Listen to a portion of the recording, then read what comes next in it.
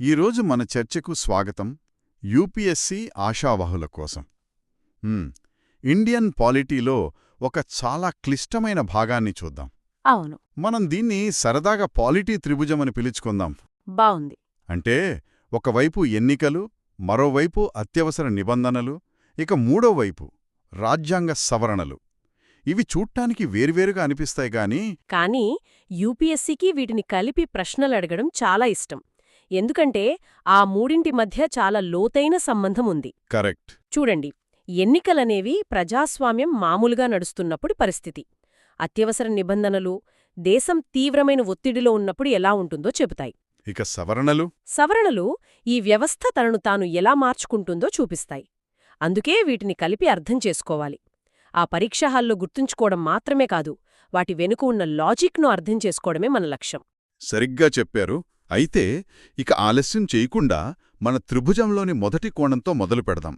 ఎన్నికలు అనగానే అందరికి గుర్తొచ్చేది భారత ఎన్నికల సంఘం, ఈసీఐ.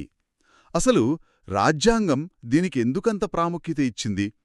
చాలామంది విద్యార్థులు, నాతో సహా, మొదట్లో అనుకునేవాళ్లం బహుశా ఇది న్యాయమంత్రిత్వ శాఖ కింద ఉంటుందేమో అని. చాలామంది అలాగే అనుకుంటారు. కాని ఇది పూర్తిగా స్వతంత్ర రాజ్యాంగ సంస్థ. ఎందుకంత స్వాతంత్ర్యం అవసరం? చాలా మంచి ప్రశ్న అడిగారు. దీన్ని ఒక క్రికెట్ మ్యాచ్లా ఊహించుకోండి. ఓకే. అధికారంలో ఉన్న పార్టీ, ప్రతిపక్షాలు, వీళ్లంతా ఆటగాళ్లు. మరి అంపైరెవరు? ఆ అంపైర్ కూడా ఆటగాళ్లలో ఒకరి కంట్రోల్లో ఉంటే ఆట నిష్పక్షపాతంగా జరుగుతుందా? జరగదు. అస్సలు జరగదు. జరగదు. అందుకే మన రాజ్యాంగ నిర్మాతలు ఎన్నికల సంఘాన్ని ప్రభుత్వ నియంత్రణ నుండి పూర్తిగా బయటపెట్టారు. ప్రకరణ 324. ఈ అంపైరుకు అపరిమితమైన అధికారాలనిస్తుంది. ఎన్నికల నిర్వహణ, పర్యవేక్షణ, నియంత్రణ మొత్తం ఈ కంట్రోల్ రూమి నుండే జరుగుతుంది. కంట్రోల్ రూమ్ బాగుంది పదం. అంటే ప్రకరణం 324 అనేది ఈసీఐకి ఒక పవర్ హౌస్ లాంటిదనమాట. అవును. కాని ఇంత శక్తిని ఒకే సంస్థకివ్వడం ఏమైనా ప్రమాదకరం కాదా? వాళ్లు దాన్ని దుర్వినియోగం చేసే అవకాశం లేదా? మంచి పాయింట్. అందుకే రాజ్యాంగం కొన్ని రక్షణలు కూడా ఇచ్చింది. ఉదాహరణకు, చీఫ్ ఎలక్షన్ కమిషనర్ను తొలగించాలంటే అది సుప్రీంకోర్టు న్యాయమూర్తిని తొలగించినంత కష్టం. ఓ, అంత కష్టమా? అవును. ఇది వారికి భద్రత ఇస్తుంది. ఇక మిగిలిన ప్రకరణలు చూడండి. వాటిని వరుసగా గుర్తుంచుకోవాల్సిన పనిలేదు. మొదట కంట్రోల్ రూమ్ అంటే 324. సరే. తర్వాత ఓటు ఎవరు వేయాలి? ప్రకరణం 325 ఏం చెప్తుందంటే, మతం, కులం, జాతి, లింగం ఆధారంగా ఓటర్ల జాబితాలో ఎలాంటి వివక్ష ఉండకూడదు. ఒకే దేశం, ఒకే ఓటర్ల జాబితా. కరెక్ట్. తర్వాత 326 వయోజన ఓటు హక్కు. 18 ఏళ్లు నిండిన ప్రతి పౌరుడికి ఓటు హక్కు. ఇక ఆట నియమాలు, అవి ప్రకరణం 327 కింద పార్లమెంట్ చేస్తుంది. అవసరమైతే 328 కింద రాష్ట్ర శాసనసభలు కూడా. ఇక్కడే అసలు విషయం వస్తుంది. ప్రకరణ 329. ఒకవైపు 324 అపరిమితమైన అధికారమిస్తుంటే 329 ఒక రక్షణ కవచంలా పనిచేస్తుంది. దీని గురించి కొంచెం వివరిస్తారా? ఖచ్చితంగా. ఇది మన రాజ్యాంగ నిర్మాతల మేధస్సుకు ఒక గొప్ప ఉదాహరణ. ఎన్నికల ప్రక్రియ ఒకసారి మొదలయ్యాక, అంటే నోటిఫికేషన్ విడుదలయ్యాక, అవును, అప్పుడు దాన్ని మధ్యలో ఆపడానికి కోర్టులు కూడా జోక్యం చేసుకోకూడదని 329 చెబుతుంది. లేదంటే ఏమవుతుంది? ప్రతి చిన్న విషయానికి ఎవరైనా కోర్టుకు వెళ్తే ఎన్నికలు ఎప్పటికీ పూర్తి కావు. నిజమే. దాని వెనుక ఉన్న తత్వమేంటంటే, ప్రజాస్వామ్య ప్రక్రియను ముందు పూర్తి కానివ్వండి, ఏమైనా గొడవలుంటే ఎన్నికల తర్వాత చూసుకుందాం. ఆ అధికారం 324, రక్షణ 329. ఈ రెండిటి మధ్య సమతుల్యతే ఈసీఐని ఇంత సమర్థవంతంగా పనిచేసేలా చేస్తుంది. చాలా స్పష్టంగా ఉంది. ఇప్పుడు మనం ప్రజాస్వామ్యం సాధారణ పరిస్థితుల్లో ఎలా నడుస్తుందో చూశాం. కానీ పరిస్థితులు ఎప్పుడూ సాధారణంగా ఉండవు కదా.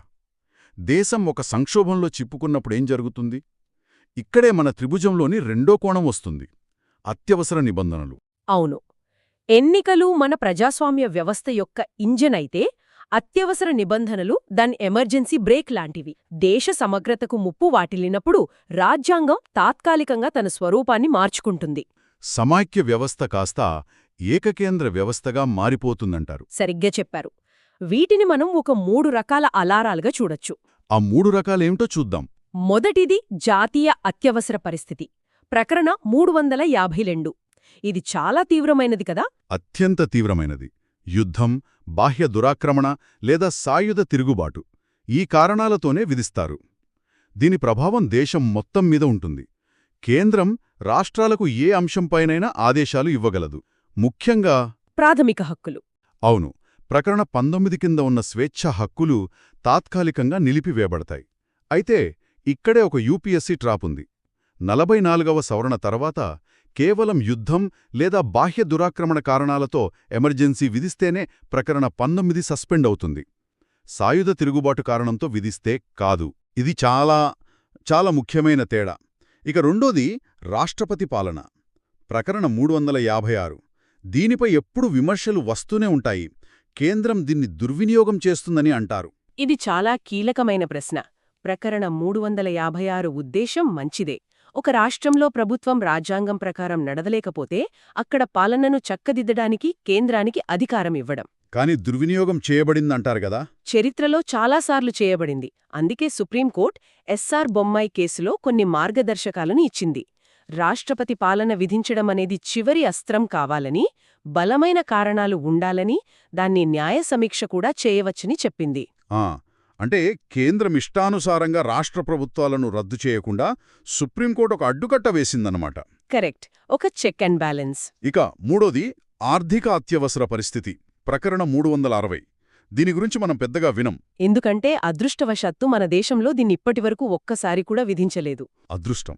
అవును, దేశ ఆర్థిక స్థిరత్వానికి తీవ్రమైన ముప్పు వస్తే దీన్ని ప్రకటిస్తారు.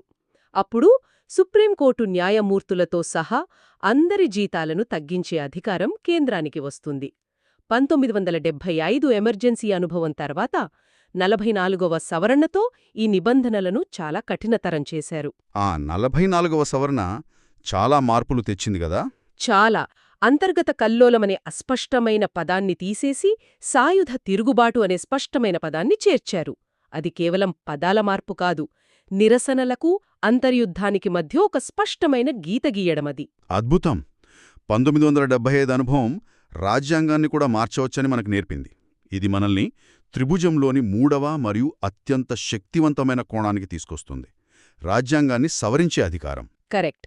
రాజ్యాంగమనేది ఒక రాయి మీద చెక్కిన శాసనం కాదు, అది ఒక జీవపత్రం. మారుతున్న సమాజ అవసరాలకు అనుగుణంగా అది కూడా మారాలి. ఆ అధికారాన్ని ప్రకరణ 368 పార్లమెంటుకి ఇచ్చింది. అయితే ఇక్కడొక ముఖ్యమైన విషయం గుర్తుంచుకోవాలి. పార్లమెంట్ చేతిలో ఉన్నది ఒక పెన్, సుత్తి కాదు. సవరించగలదు గాని నాశనం చేయలేదు. సరిగ్గా అదే. ఇక్కడే చాలామందికి గందరగోళం వస్తుంది. సవరణ పద్ధతులలో తేడాలున్నాయి. సాధారణ మెజారిటీ, ప్రత్యేక మెజారిటీ. అసలు వీటి మధ్య తేడా ఏంటి? దీన్ని సులభంగా అర్థం చేసుకుందాం.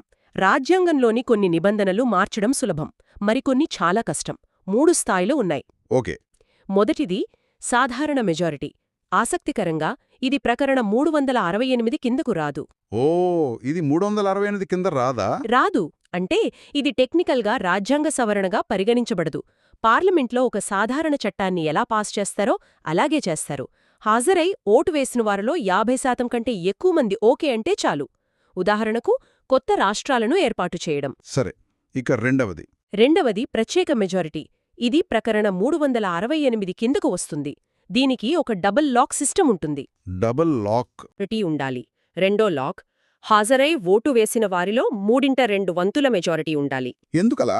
ఎందుకంటే తక్కువ మంది సభ్యులు హాజరైన రోజున రాజ్యాంగంలోని ప్రాథమిక హక్కులు వంటి ముఖ్యమైన భాగాలను మార్చకూడదని. అర్థమైంది. ఇక మూడోది అత్యంత కఠినమైనది. దీనికి డబుల్ లాక్తో పాటు ఇంకేదో కావాలి కదా? అవును. మూడో పద్ధతికి ఫెడరల్ లాక్ కూడా అవసరం. అంటే ప్రత్యేక మెజారిటీతో పాటు దేశంలోని కనీసం సగం రాష్ట్రాల శాసనసభల కూడా దాన్ని ఆమోదించాలి. సగం రాష్ట్రాల? అవును, కనీసం సగం. మన సమాఖ్య స్వరూపాన్ని ప్రభావితం చేసే అంశాలను మార్చాలంటే ఈ పద్ధతి వాడాలి. ఉదాహరణకు రాష్ట్రపతి ఎన్నిక విధానం, సుప్రీంకోర్టు అధికారాలు, ఇలాంటివి. అంటే కేంద్రం ఏకపక్షంగా రాష్ట్రాల అధికారాలను లాక్కోకుండా ఒక రక్షణ అన్నమాట. కరెక్ట్. అయితే ఇక్కడ ఒక ప్రాథమికమైన ప్రశ్న వస్తోంది. పార్లమెంటుకు ప్రత్యేక మెజారిటీ ఉంటే వాళ్ళు రాజ్యాంగాన్ని తమకు ఇష్టమొచ్చినట్టు మార్చేసి భారతదేశాన్ని ఒక నియంతృత్వ దేశంగా మార్చగలరా? దీనికి అడ్డుకట్టేంటి? ఇదే ప్రశ్న 1970లలో దేశాన్ని కుదిపేసింది. దానికి సమాధానంగానే సుప్రీంకోర్టు 1973లో చరిత్రాత్మకమైన కేశవానంద భారతీ కేసులో మౌలిక స్వరూపం లేదా బేసిక్ స్ట్రక్చర్ అనే సిద్ధాంతాన్ని ప్రతిపాదించింది. ఆ బేసిక్ స్ట్రక్చర్ దాని సారాంశమేమిటంటే, ఒక భవనాన్ని మీరు మరమ్మతు చేయవచ్చు, గదులు మార్చవచ్చు, కొత్త రంగులు వేయవచ్చు, కానీ దాని పునాదులను కూల్చేయలేరు. అలాగే పార్లమెంటు రాజ్యాంగాన్ని సవరించగలదు, కానీ దాని పునాదులైన లౌకికవాదం, సమాఖ్యవాదం, న్యాయ సమీక్ష, ప్రజాస్వామ్యం ఇలాంటి మౌలిక స్వరూపాన్ని నాశనం చెయ్యలేదు. అయితే ఈ మౌలిక స్వరూపమేమిటో రాజ్యాంగంలో ఎక్కడా రాయలేదు కదా. రాయలేదు. మరి దాన్ని నిర్ణయించే అధికారం ఎన్నికవ్వని న్యాయమూర్తులకు ఇవ్వడం ప్రజాస్వామ్యానికి ప్రమాదం కాదా? ఇది న్యాయ వ్యవస్థను అతి శక్తివంతంగా మార్చడం లేదా? కానీ సుప్రీంకోర్టు వాదనేమిటంటే, తాము రాజ్యాంగానికి కేవలం సంరక్షకులుగా మాత్రమే ఉన్నామని, పార్లమెంటులో ఉన్న తాత్కాలిక మెజారిటీ దేశం యొక్క శాశ్వత ఆత్మను మార్చకుండా చూడటమే తమ కర్తవ్యమని చెబుతుంది. ఇది ఒక సున్నితమైన సమతుల్య పోరాటమన్నమాట. నిరంతరం జరిగే పోరాటం. అద్భుతం.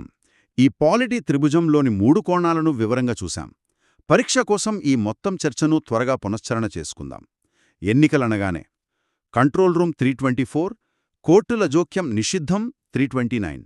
కరెక్ట్. అత్యవసర పరిస్థితి దేశం కోసం 352, రాష్ట్రం కోసం 356, ఆర్థిక వ్యవస్థ కోసం 360. ఇక సవరణ అధికారం 368, దానిపై పరిమితి, మౌలిక స్వరూపం.